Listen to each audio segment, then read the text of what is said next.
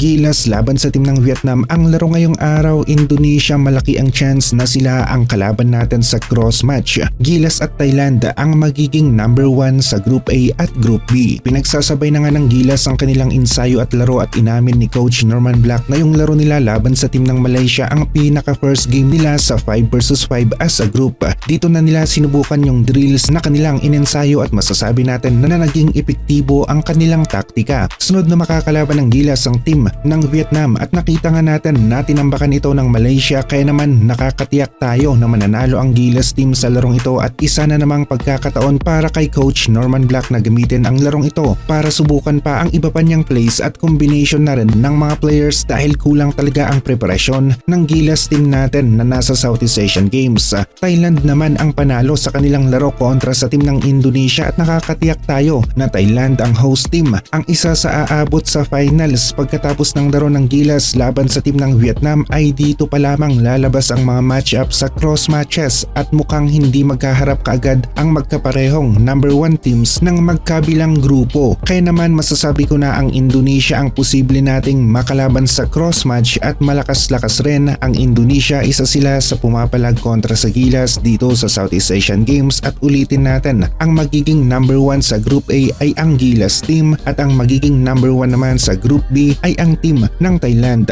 Dahil tinalo na nila ang team ng Indonesia na masasabi nating sila lang ang may kakayahan na pumalag laban sa team ng Thailand sa kanilang grupo. Kayang-kaya ng Gilas na maging explosive nga sa kanilang opensa, yung biglang makakalamang ng malaki kontra sa kanilang kalaban gaya ng ginawa nila laban sa team ng Malaysia. Pero aminin rin natin na marami ang kinabahan noong nalalamangan ang Gilas sa first quarter ng laro at yun nga inamin ni Coach Norman Black na ito ang kanilang unang laro bilang isang team. Wala silang practice game, ito na talaga game day na mismo. Dito na nila sinubukan ang kanilang mga drills sa opensa at depensa. Nakakabahala nga lang yung dami ng fouls na binigay ng Malaysia laban sa team ng Gilas at buti na lang walang nadali sa mga players natin na madalas nga ring matumba at mapunta sa free throw line. Umiinit na nga ang Gilas laban sa host team na Thailand pero kailangan muna nating paghandaan ng team ng Indonesia. Sila talaga ang nakikita natin na makakalaban ng Gilas muna sa cross match ng Group A at Group B dahil hindi nga maghaharap ang number 1 teams ng magkabilang grupo kaagad-agad. Gusto natin yung laro ni Ray Ray, mainit kaagad sa 3-point area, merong atake sa loob ng paint at pang all around. Ang opensa, yung hustle naman ni na Jamie Malonzo sa ilalim, isa sa gusto natin at merong size si Malonzo na kanyang magagamit dito sa Southeast Asian Games. Poy Eram hindi rin basta-basta nagpapatalo sa ilalim, ilang ulit na nakakuha ng foul, may puso nga rin ang kanyang laro. Justin Chua, yung effort nga rin niya kitang-kita at sana ganito pa rin o higitan pa nila ang laro nilang ito kapag nakalaban na natin ang team ng Indonesia at Thailand.